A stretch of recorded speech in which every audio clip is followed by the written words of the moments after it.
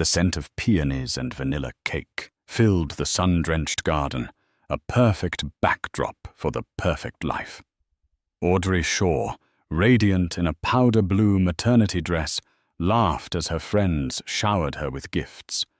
Her husband Matthew, a man who oozed success like cologne, stood by her side, his hand resting possessively on the swell of her belly. It was the picture of domestic bliss, the final beautiful chapter before their baby arrived. But a single unopened gift box sat apart from the rest, wrapped in stark white paper, with a simple black bow. This was Audrey's gift to their unborn child, a gift she promised would define its future.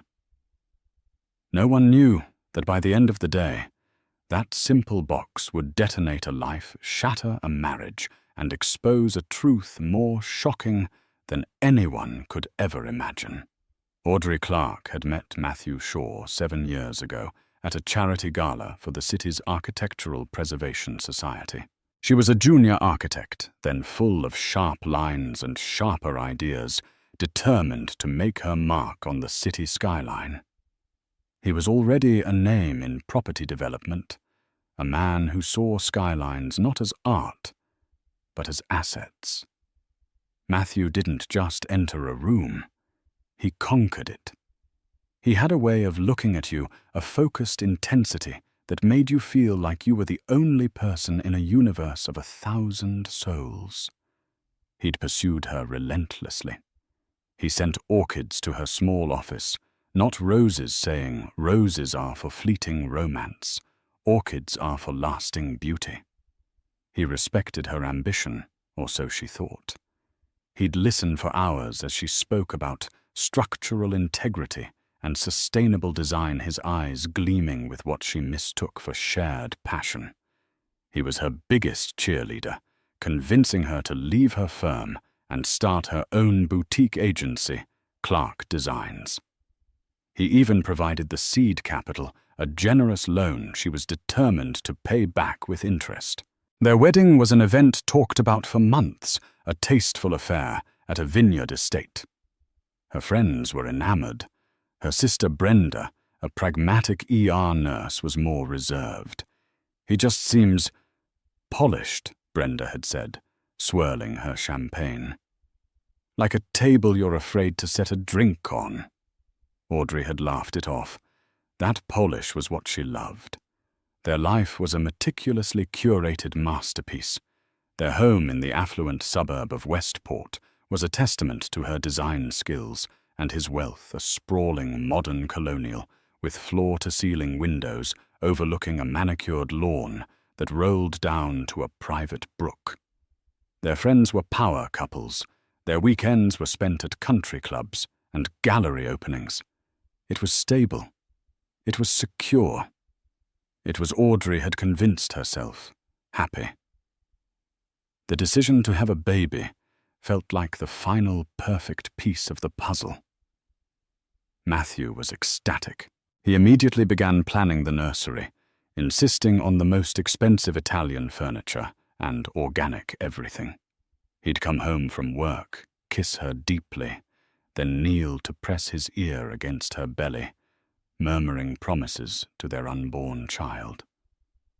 But over the past year, subtle dissonances had begun to creep into their perfect harmony. It started with late nights at the office, which he explained away as closing a monster deal. Then came the business trips, sudden and frequent. He became more guarded with his phone, angling the screen away from her, a nervous tic he'd never had before. When she'd ask who he was texting, he'd flash a brilliant smile and say, "Just my mother. You know how she fusses." His mother, Corinne Shaw, was a woman carved from ice and old money. She saw Audrey not as a daughter-in-law, but as a temporary custodian of the Shaw family name. Corinne's approval was transactional. It was given in exchange for Audrey maintaining the flawless image required of a Shaw wife. The real crack in the facade appeared 3 months before the baby shower. Audrey had been feeling unwell and had left her office early. As she pulled into their long cobblestone driveway, she saw Matthew's sleek black sedan parked near the garage. A wave of relief washed over her. He was home early, too. But as she walked through the front door, she heard voices from his home office. A woman's voice, light and musical, punctuated by a throaty laugh. Then Matthew's voice, low and intimate, in a tone he hadn't used with Audrey in years. Her heart turned to a cold, heavy stone in her chest. She didn't move. She just stood in the marble foyer, her hand on her 8-month belly, and listened.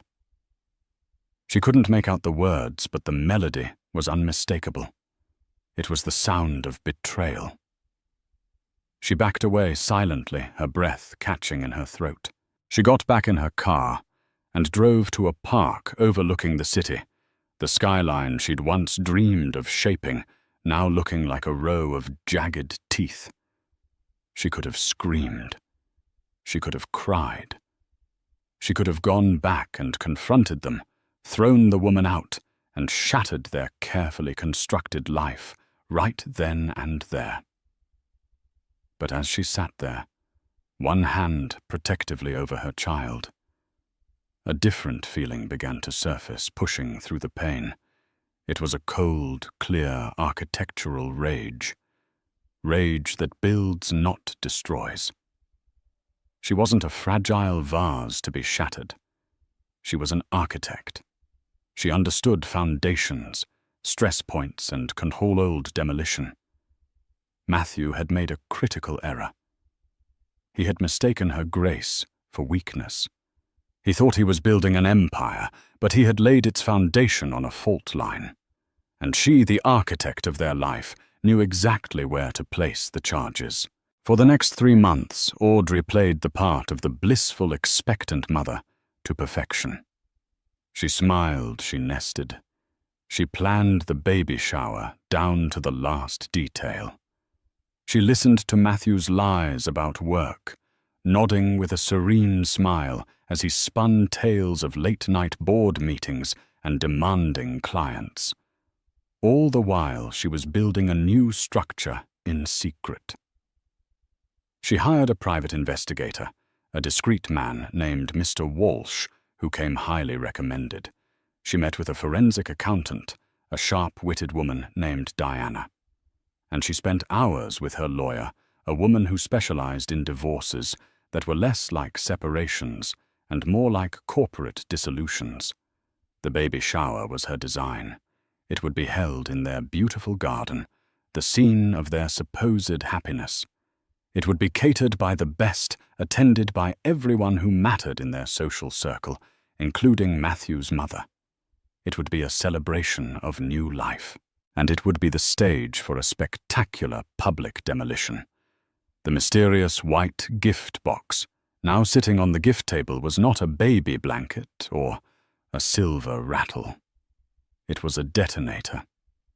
The afternoon sun cast a golden glow across the garden. White tents billowed softly in the breeze, and the clinking of champagne flutes mixed with polite, moneyed laughter. Everything was perfect, almost painfully so. Audrey moved through the crowd of about 50 guests, a vision of maternal serenity. She accepted compliments on her glow, her dress, the impeccable taste of the decor. She smiled at her mother-in-law, Corinne, who was holding court near the fountain, recounting Matthew's latest business triumphs to a captive audience. Her sister Brenda stayed close, a protective sentinel, in a simple linen dress. "You okay?" she whispered, handing Audrey a glass of sparkling water. "You seem a little tense." "Just tired," Audrey lied, placing a hand on her belly. "The baby's been kicking up a storm." Brenda narrowed her eyes. She knew Audrey better than anyone. She knew her sister's tells the slight tightening around her mouth, the almost imperceptible straightening of her spine. This wasn't fatigue. It was resolve. "All right," Brenda said, letting it go for now. "Just know I'm here. If you need me to accidentally spill a tray of crab puffs on anyone, just give me the signal. Audrey gave her a genuine, grateful smile. I'll keep that in mind. Matthew was in his element, playing the proud husband and father-to-be. He moved from group to group, accepting back slaps and congratulations, his arm always finding its way back to Audrey's waist, staking his claim. He seemed larger than life, invincible in his tailored suit, unaware of the chasm that had opened beneath his feet. After an hour of mingling and gift-opening a mountain of designer baby clothes, impossibly tiny shoes and high-tech gadgets, Matthew tapped a glass for attention. The chatter subsided. If I could have everyone's attention for a moment, he began beaming. He raised his glass to Audrey. To my incredible wife. Audrey, you are my rock, my inspiration. You've designed our beautiful home, and now you're designing our beautiful family. Seeing you carry our child is the greatest joy of my life, and I can't wait to start this next chapter with you. The crowd cooed with a collective, "Oh!" Audrey's smile was a perfect crystalline mask. She met his gaze, her heart beating a slow, steady rhythm, like a drum before a battle. "Thank you, darling," she said, her voice clear and sweet. Matthew's smile widened. He was basking in the adoration. But the day is full of surprises. He continued, a mischievous glint in his eye. I actually have a special guest I'd like to introduce. Someone who has become very important to me and the future of my company recently. A real rising star. A murmur of curiosity went through the guests. Audrey felt Brenda stiffen beside her. She knew. In that instant, she knew exactly what he was about to do. The sheer, unmitigated arrogance of it was breathtaking. He wasn't just having an affair. He was trying to normalize it, to weave it into the fabric of their lives right here, right now. He gestured towards the stone path leading from the side of the house. A young woman stepped forward from the shadows of a large oak tree where she had been waiting. She was in her late 20s, beautiful in a sharp, hungry way, wearing a crimson dress that was entirely inappropriate for a baby shower. It was a dress designed to be noticed a splash of blood against the pastel canvas of the day. This was Kendra Foster. The woman from the phone call. The woman from the private investigator's photos. Photos of clandestine lunches, late-night departures from a downtown apartment, a weekend trip to Napa, disguised as a business conference. Everyone, Matthew announced, his voice booming with pride. I'd like you to meet Kendra Foster, my Senior Vice President of Acquisitions, and a vital part of our future. A stunned, awkward silence descended upon the garden. The air grew thick and heavy. Guests exchanged confused, uncomfortable glances. This was not a business meeting. This was a baby shower. To bring a junior colleague, a strikingly beautiful one at that, and introduce her with such effusive praise was a spectacular breach of etiquette. It was a power play, a message being sent. Kendra stepped forward, a practiced, demure smile on her face that didn't quite reach her predatory eyes. She looked directly at Audrey. Audrey, it's such an honor to finally meet you, she said, her voice dripping with false sincerity. Matthew talks about you all the time. I'm so happy to be here to celebrate with you. She was holding a gift, a small, elegantly wrapped box from Tiffany & Co. It was a gauntlet thrown down in front of everyone. Corinne Shaw's face was a mask of confusion, her perfectly powdered brow furrowed. She looked from Kendra to her son, a flicker of displeasure in her eyes. This was not part of the carefully curated script of their lives. Brenda looked like she was about to physically erupt. Her knuckles were white where she gripped her glass. Audrey say the word she hissed under her breath, but Audrey was preternaturally calm. The storm inside her had passed, leaving behind a terrifyingly clear, quiet eye. She looked at Kendra, then at her husband, this man she had once loved, who now stood before their friends and family, attempting to publicly humiliate her. He was testing her, expecting tears, a scene, a retreat into feminine hysterics. He was trying to establish a new world order in which he was the sun, and she and this other woman were merely planets forced into his orbit. Audrey let the silence stretch for a few more seconds, savoring the discomfort that rippled through the crowd. Then she smiled. It was a slow, deliberate smile that did not touch her eyes. "Kendra," she said, her voice as smooth as polished marble. "Thank you for coming. Matthew is right. It is a day full of surprises." She turned her gaze to her husband, her smile never wavering. "In fact, Matthew, your timing is perfect. We've opened all the other gifts. All that's left is mine, the one I bought for the baby." She gestured toward the gift table to the stark white box with the single black bow. "Brenda, darling." Would you mind Brenda looking utterly bewildered, but trusting her sister implicitly retrieved the box and handed it to Audrey. It was heavier than it looked. Matthew chuckled, relieved. He thought he had navigated the awkward moment. He thought she had accepted it. Another gift.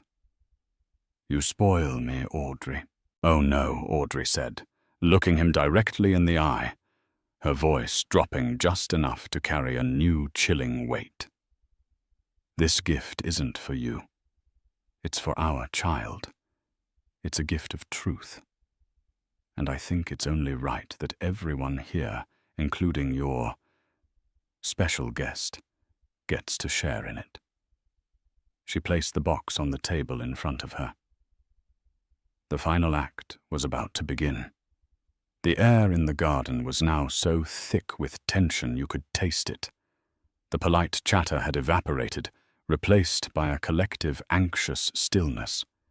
Every eye was fixed on Audrey, on the white box, and on the terrifying calm that had settled over her. Matthew's jovial mask was beginning to slip. A flicker of unease crossed his face. This was not the reaction he had anticipated. He had expected tears, a whispered argument in the kitchen, perhaps a dramatic but ultimately private confrontation later. He had expected to be in control. Kendra Foster stood awkwardly to the side, her smug confidence wavering. She had clearly been coached by Matthew, told that Audrey was understanding, or perhaps too timid to make a scene.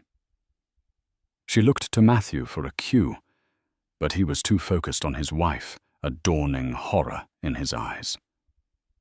"A gift of truth," Matthew repeated slowly, forcing a laugh that sounded like grinding gears. "Audrey, my love, you're being so dramatic. What is this?"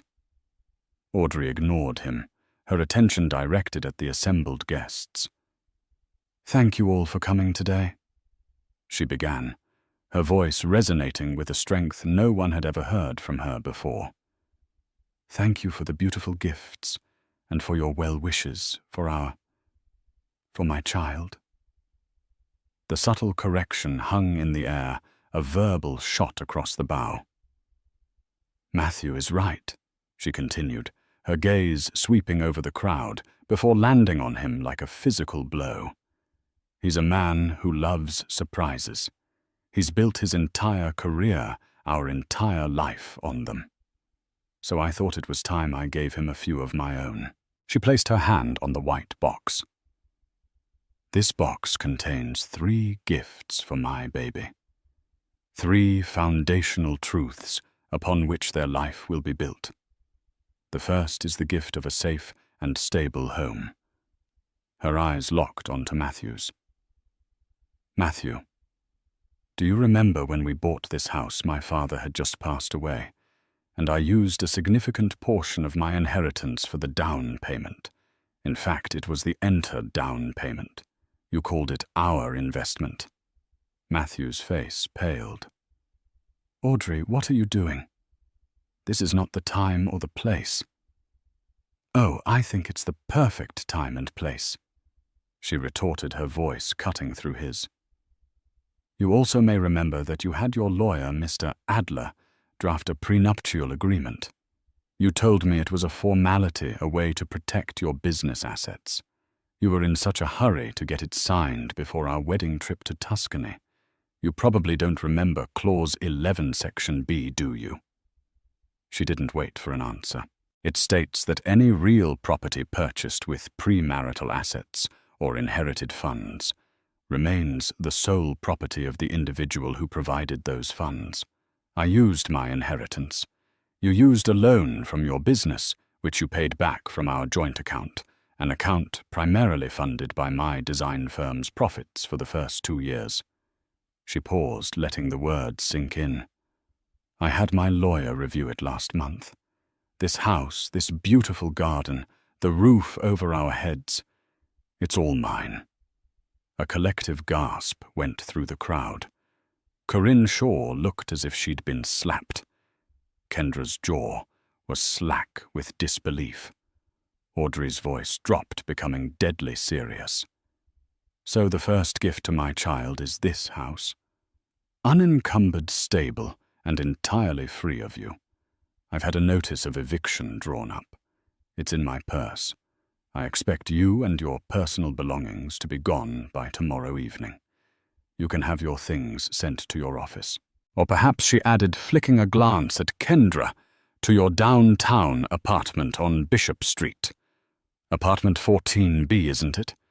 The specific detail, the street, the apartment number, was a masterstroke. It confirmed this wasn't a guess. It was a fact, researched and verified. Kendra looked like she was about to faint. Matthew was sputtering, his face turning a blotchy red. "This is insane. You can't be serious." "You're my wife. Your wife is a title you've clearly shown." "You have no respect for," Audrey said calmly. "And I'm just getting started." She gestured back to the box. "The first gift is security. The second gift is justice." Brenda, who had been watching with a mixture of shock and awe, now looked at her sister with pure, unadulterated pride. The woman who had been weeping in a park 3 months ago was gone. In her place stood a queen, calmly dismantling a corrupt kingdom in front of its entire court. The guests were no longer just watching a marital spat. They were witnessing an execution. The garden was utterly silent, save for the rustling of leaves and the frantic, shallow breathing of Matthew Shaw. His carefully constructed world was beginning to fracture, the hairline cracks of his arrogance spreading into gaping fissures. He looked around at the faces of his friends and colleagues, searching for an ally, but found only a sea of stunned, horrified expressions. "Justice," he scoffed, his voice a hoarse whisper. "What are you talking about?" "You've gone mad, Audrey. The pregnancy, it's made you irrational." Audrey let out a short, sharp laugh, devoid of any humor. "Irrational, Matthew. You of all people should know I am never irrational. I'm an architect. I deal in facts, figures, and blueprints. For the past 3 months, I haven't just been designing a nursery. I've been studying a different set of blueprints, the ones for your business." She slowly, deliberately untied the black ribbon on the white box and lifted the lid. She reached inside and pulled out not 1 but 2 items. The first was a thick, professionally bound document, its cover emblazoned with the logo of a prestigious accounting firm. The second was a sleek silver USB drive. She held them up for all to see. "For the past 5 years, you've been telling me how Shaw Development is your legacy, the empire you built from the ground up," she said, her voice ringing with clarity. "But empires need funding. And when your personal expenses started to outpace your profits, expenses like, for instance, a leased apartment on Bishop Street, a new Porsche for your vice president, and several undeclared weekend trips to the Cayman Islands, you found a creative source of funding. She placed the bound document on the table with a heavy thud. This is a forensic audit of Shore Development's accounts, conducted by Diana Finch, the best in the business. It details with excruciating precision how you've been embezzling funds through a network of shell corporations. You've been overbilling on materials for your construction projects, pocketing the difference, and hiding the profits in offshore accounts. You haven't been building an empire, Matthew. You've been running a Ponzi scheme with concrete and steel. Corinne Shaw let out a small, strangled cry. Matthew, is this true? He shot his mother a venomous look, his composure completely shattered. It's a lie. She's making it all up. She's a vindictive hormonal woman, trying to ruin me. Audrey's voice was like ice. Then let me introduce you to Mr. Peterson. She scanned the crowd. Robert, could you please step forward? A distinguished, silver-haired man in his late 60s detached himself from a group of guests near the back. Robert Peterson was a quiet, old-money investor, the silent partner who had provided the majority of the capital for Matthew's last 3 major developments. He was known for his integrity and his utter intolerance for financial misconduct. He walked to the front, his face grim, and stood beside Audrey. He did not look at Matthew. Mr. Peterson was your partner, Matthew Audrey explained. He trusted you with his family's money. He believed in your vision. He did not, however, sign up to fund your affair or your illegal tax shelters. She patted the audit report. I sent a copy of this to Mr. Peterson a week ago. He was, as you can imagine, deeply disappointed. Peterson finally spoke, his voice low, but carrying immense authority. Matthew, we convened an emergency board meeting this morning via conference call. Based on the evidence provided by Mrs. Shaw, evidence of gross financial misconduct and fiduciary breach, the board has voted unanimously. You are removed as CEO of Shore Development, effective immediately. Your shares have been frozen pending a full federal investigation. You are no longer welcome on any of our properties. The blow was absolute. It wasn't just his wife leaving him. It was his entire professional identity, the very source of his power and ego being stripped from him in a matter of seconds. He stumbled back a step, his face ashen. Kendra Foster, who had been frozen in horror, finally understood the magnitude of the catastrophe. Her connection to Matthew wasn't just a lover. It was her ticket to a lifestyle she craved. She saw her promotion, her company car, her entire future dissolving into smoke. Her face, which had been a mask of smug superiority, was now twisted in pure panic.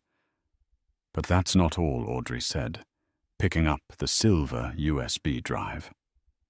The second gift to my child is justice. But justice must be served. This little drive contains copies of everything. The audit bank statements from your offshore accounts, email correspondence, where you explicitly detail the scheme to your accountant. A copy has already been delivered to the district attorney's office.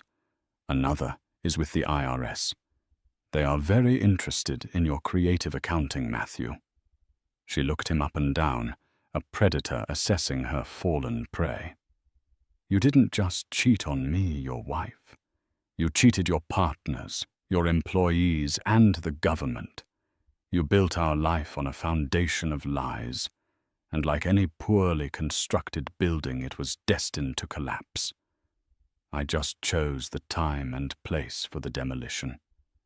She had taken his house. She had taken his company. she had likely taken his freedom. The crowd was a tableau of shock and awe. This was no longer a baby shower. It was a public reckoning. But Audrey wasn't finished. There was one gift left in the box, the most personal and the most devastating of them all. Matthew Shaw looked like a man who had been hollowed out. The swagger, the charm, the veneer of invincibility, it had all been stripped away, leaving behind a pathetic, trembling shell of a man. His empire had crumbled in less than 10 minutes, brought down by the quiet, methodical woman he had so grievously underestimated. He stared at Audrey, his eyes wide with a mixture of hatred and disbelief. Why, he whispered, his voice cracking. Why would you do this? We had everything. You had everything. Audrey corrected him, her voice devoid of pity. You had a wife who loved you, a child on the way, a successful business, and you were willing to risk it all for… what? For her. She flicked a dismissive glance at Kendra, who now seemed to be trying to melt into the manicured hedges. For the thrill of deceit, for your own bottomless ego. She turned her attention back to the white box, her movements calm and deliberate. There is one final gift for my child, the most important one of all. The first gift was a home. The second was justice. The third is a name. A new wave of confusion rippled through the onlookers. A name, a child's name, is their first identity, their legacy. Audrey continued, her voice softening slightly as she placed a hand on her belly. It connects them to their heritage, to their family. For months, you and I have argued about it. You were insistent on Matthew Shaw Jr. You wanted him to carry on the Shaw legacy. She looked directly at her mother-in-law, Corinne, whose face was a stony mask of horror. You wanted a grandson to bear the family name, didn't you, Corinne? To carry the torch of Shaw development, the pride of the Shaw lineage. Corinne was speechless, her mouth opening and closing like a fish. Well, Audrey said, her voice turning sharp as steel again. That legacy is now one of fraud, disgrace, and imminent criminal charges. The Shaw name is no longer an asset, it's a liability. It's poison, and I will not have my child tainted by it. She reached into the box for the final time and pulled out a single folded document. It was thick, official-looking paper. This is the third gift. It's a legal declaration. I have already filed it with the courts. She unfolded the paper and held it up. My son will not be named Matthew Shaw Jr. He will not carry your name at all. His name will be Rowan. Rowan Clark. The name landed with the force of a physical blow. Clark. Her maiden name. She was erasing him not just from her life, but from the very identity of his child. It was the ultimate act of severance, a final, irrevocable statement that his part in this story was over. Furthermore, Audrey announced, her voice ringing with finality. This document is a petition for sole legal and physical custody of my unborn child, effective upon his birth. It cites moral turpitude, emotional endangerment, and felony financial crimes as grounds. It also includes a restraining order, preventing you from coming within 500 feet of me or the hospital where I will be giving birth. As if on cue, a man in a plain black suit, who had been posing as a member of the catering staff, stepped forward. He walked directly up to the stunned Matthew and held out an identical set of papers. Matthew Shaw, the man said in a flat, unemotional voice. You've been served. The gasp from the crowd was sharp and unified. The public humiliation was now complete, legally notarized and delivered. Matthew stared at the papers in the process server's hand, as if they were a venomous snake. Audrey finally allowed a single genuine emotion to cross her face, a look of profound, weary relief. She had done it. She had secured her future and her child's future. She looked at her husband one last time, the man who was now a stranger to her. You see, Matthew, the real gift today isn't in this box. The real gift is freedom. Freedom for my son from your corruption and your lies. And freedom for me. She turned to Kendra Foster, who was trying to slip away unnoticed. And for you, Miss Foster, Audrey said, her voice dripping with disdain. I hope your ambition was worth it. You hitched your wagon to a falling star. The senior vice president position you were so proud of ceased to exist about 5 minutes ago. I suggest you update your resume. With that, she turned her back on them both. The performance was over. The demolition was complete. All that was left was to survey the wreckage. The moment the process server uttered the words, "You've been served," the delicate membrane of social decorum in the sun-drenched garden was irrevocably pierced. For a long, suspended moment, there was only the sound of the wind rustling through the oak trees and the collective held breath of 50 guests. Matthew Shaw stood frozen, the legal papers held out to him like a venomous offering. His face, which had cycled through shock and rage, went utterly blank. It was the terrifying stillness of a pressure vessel reaching its breaking point. Then something inside him snapped. It began not as a shout, but as a low, guttural groan that clawed its way up from his chest. The sound escalated into a primal roar of pure, unadulterated fury, a sound of an animal trapped and wounded. No. He screamed the word, tearing from his throat, raw and ragged, his eyes wild and bloodshot, fixed on Audrey. But his rage was too vast, too explosive to be directed at a single target. It needed to obliterate something tangible. He lunged not at his wife, but at the beautifully arranged gift table beside her. With a guttural bellow, he swept his arm across its surface in a wide, violent arc. The magnificent 3-tiered cake, a confection of vanilla bean and peonies, was the first casualty. It cartwheeled through the air, exploding against the flagstone patio in a sickening spray of cream and crumbs.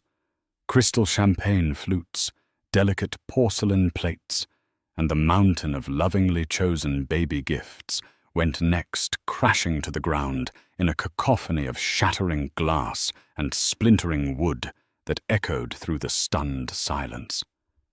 Guests shrieked and scrambled backward, shielding their faces as shards of crystal skittered across the stones. "You won't get away with this," he bellowed, his chest heaving his tailored suit, now a mockery of his lost composure. He pointed a trembling, cake-smeared finger at Audrey. "You think you can ruin me, you venomous, scheming bitch. That company is mine. That baby is mine." He took a stumbling step forward, his intentions terrifyingly clear. But before he could get any closer, 2 figures moved to intercept him, forming a human wall between him and Audrey. The first was Robert Peterson. The silver-haired investor moved with a surprising, deliberate speed, placing his body squarely in Matthew's path. He didn't raise his voice. He didn't have to. He simply stood there, an immovable object of old money authority and profound disappointment. "That's enough, Matthew," he said, his voice low and firm, cutting through the hysteria. "You are making a pathetic situation infinitely worse. Have some shame." The second and more formidable barrier was Brenda. The coiled spring of her protective fury finally unleashed. She moved so she was shoulder to shoulder with Peterson, planting her feet and crossing her arms. Her ER nurse persona took over, calm in a crisis, but with an unmistakable aura of command and zero tolerance for nonsense. She looked Matthew up and down, not as a brother-in-law, but as a dangerously unstable patient. "You take one more step towards her," Brenda snarled, her voice dropping to a low, lethal register, "and I will personally make sure you'll be leaving in an ambulance. And trust me, I know exactly where to apply pressure to make it hurt the most. You've done enough. Get out!" Matthew blocked and cornered, his rage, thwarted, desperately sought a new target. His wild eyes scanned the crowd of horrified faces and landed on Kendra Foster, who was trying to use the chaos to melt into the manicured hedges at the edge of the lawn. "You!" He spat the accusation flying from him like poison. He rounded on her, his fury instantly rechanneled. "This is your fault. All of it. You and your endless, greedy demands. I need a better car, Matthew. This apartment isn't big enough, Matthew. When are you going to promote me, Matthew?" "You pushed me for all of it." Kendra, who had been pale with terror, flushed with the indignation of the betrayed. All pretense of the demure protégé vanished. She shrieked, her voice shrill and ugly. "Are you kidding me? You're the one who told me she was a fragile doormat. You're the one who said you were bored to tears with your perfect little life. You swore to me you were going to leave her right after the baby was born. You promised me everything, you lying bastard." Their sordid, desperate argument laid bare the rotten core of their affair for everyone to hear. It was no grand passion. It was a cheap transaction of ego and ambition, and now both parties were bankrupt. It was at this moment that Corinne Shaw finally moved. Her initial shock had calcified into a glacial fury, an iceberg of rage directed not at her son's infidelity or his blatant crimes, but at the catastrophic breach of their family's one sacred rule: never, ever show weakness in public. The Shaw name had been immolated on a pyre of cheap champagne and a grocery store drama. The humiliation was absolute. She marched through the debris, her heels clicking purposefully on the stone, and stopped directly in front of her son. She didn't shout. Her voice was quiet, but it was laced with a venom more chilling than any scream. "Matthew, stop this. Now." She looked at him with an expression of pure, unadulterated contempt. "You are a disappointment. You have disgraced this family in a way I never thought possible." She then turned that withering gaze upon Kendra. "And you. Get off this property. You are nothing. You were a momentary, vulgar distraction. Disappear." Kendra flinched as if physically struck. Without another word, stripped of her dignity and her future, she turned and fled, her crimson dress a smear of color as she scrambled away down the long driveway. Having dispatched the help, Corinne turned to the final architect of her social ruin, Audrey. Her eyes burned with a cold fire. "You," she hissed. "You did this. You stood here and aired our family's private matters for the amusement of these people. This could have been handled with dignity, with discretion." Audrey, who had remained silent and still throughout the entire chaotic eruption, finally met her mother-in-law's gaze. She was no longer trembling. A profound calm had settled over her. "Dignity," she replied, her voice steady and clear, ringing through the quieted garden. "There was no dignity in what your son did to me. There was no discretion in him bringing his mistress to my baby shower. He built this stage, Corinne. He sent out the invitations. He intended to humiliate me in my own home, in front of my friends. I just wrote the final act." She took a small step forward, her presence suddenly immense. You speak of handling things privately. That's the code, isn't it? The code that allows men like your son to cheat and lie and steal, while women like me are expected to swallow our pain and maintain the facade for the sake of appearances. I'm not interested in that kind of dignity. I chose to handle this with absolute clarity. The standoff was absolute. The old guard, with its secrets and silent contracts against the new world Audrey was building, founded on radical, painful truth. Defeated Corinne grabbed her son's arm in a vice-like grip. "We are leaving." She began to drag the broken, defeated Matthew away, past the staring, judgmental eyes of their former friends. He stumbled along, a hollowed-out man. His expensive suit stained his face a mask of pathetic self-pity. As they reached the edge of the patio, he looked back at Audrey one last time, a maelstrom of hate and disbelief in his eyes. Then he was gone. For a moment, the garden was silent once more. Then, tentatively, one of the older women began to clap. It was a slow, deliberate sound that was quickly joined by another, and then another, until a wave of applause and heartfelt cheers broke out. It was a spontaneous, unified uprising of support. Women who had smiled politely at Matthew an hour earlier were now looking at Audrey with unadulterated awe. Her friends rushed to her side, enveloping her in a protective embrace. Robert Peterson approached, his face etched with sincere admiration. He gently took Audrey's hand. "Audrey," he said, his voice full of emotion, "that was the bravest, most principled thing I have ever witnessed. You are a remarkable woman.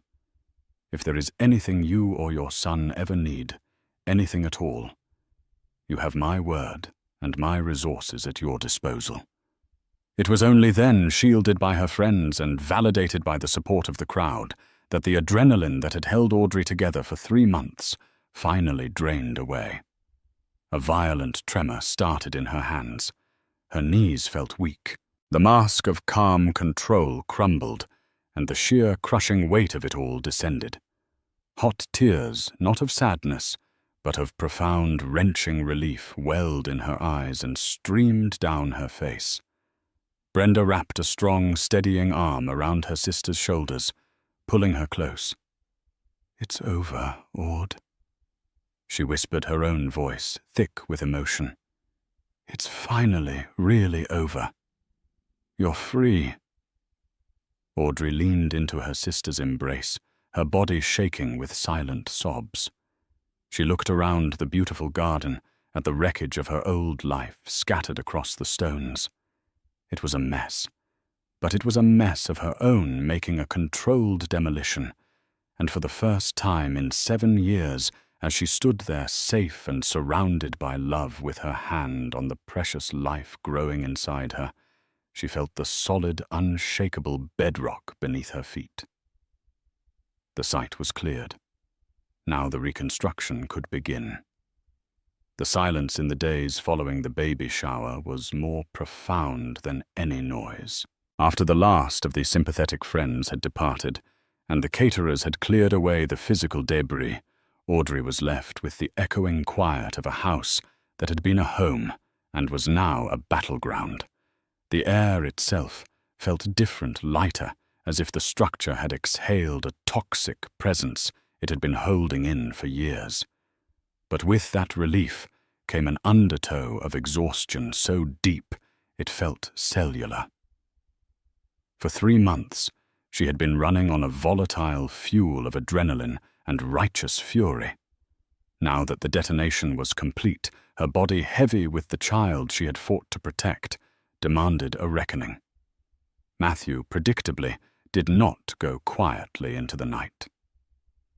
The first salvo in his counterattack arrived via a curt, aggressive email from a high-priced law firm threatening countersuits for defamation, emotional distress, and a litany of other baseless accusations. The letters were designed to intimidate, to bully her back into the role of the pliant wife.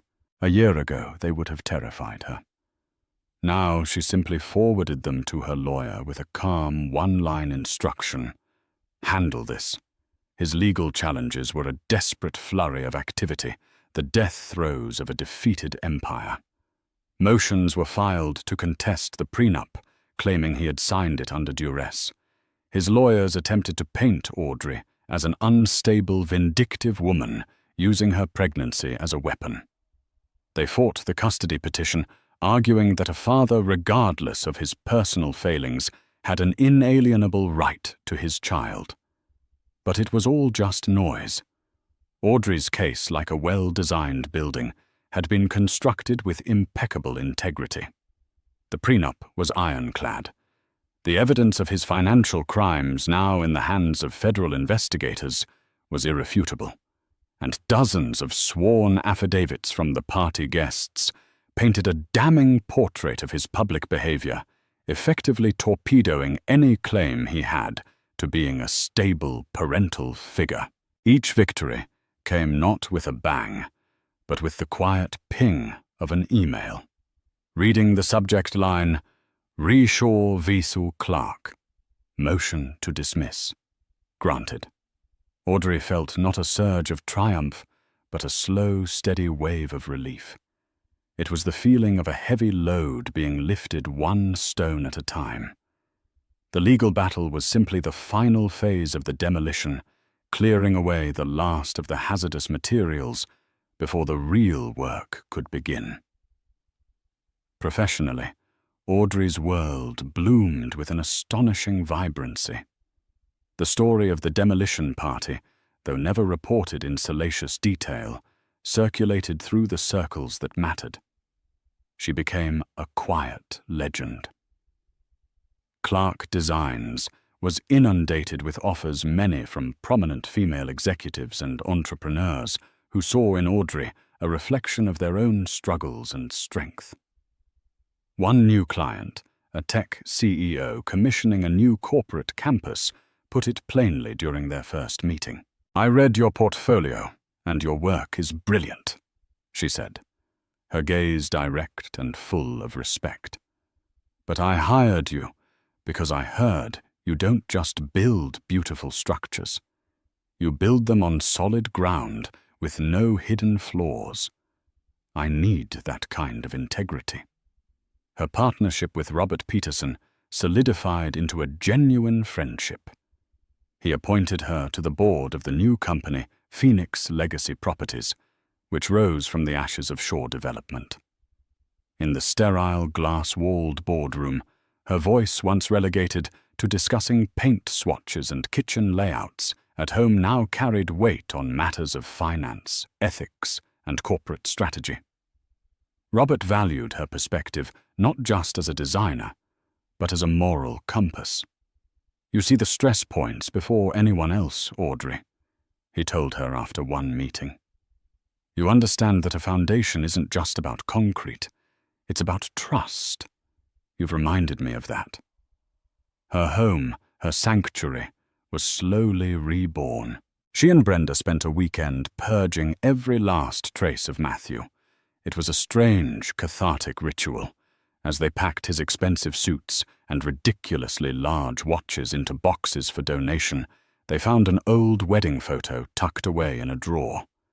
In it, a younger Audrey stared up at Matthew, her face radiant with a love and trust that now seemed painfully naive. Brenda watched her sister's face carefully. Audrey didn't cry. She simply traced the image of her younger self with a fingertip. "I remember her," she said softly. She wanted so badly to believe in the blueprint he showed her. She paused, then placed the photo face down in the box. She did the best she could. "But I'm the architect now." The most joyful act of reclamation was the nursery. They painted the walls a warm, calming shade of sage green. Brenda assembled the crib, complaining theatrically about the confusing instructions, while Audrey sat on a rocking chair, folding tiny onesies. They didn't talk about Matthew or the past. They talked about the future. They debated the merits of different lullabies, laughed about the absurdities of baby-proofing, and dreamed about the little person who would soon fill the house with a new kind of life. With each brushstroke, with each folded blanket, Audrey was consciously creating a space of peace, a room where no shadows from the past would ever be allowed to fall.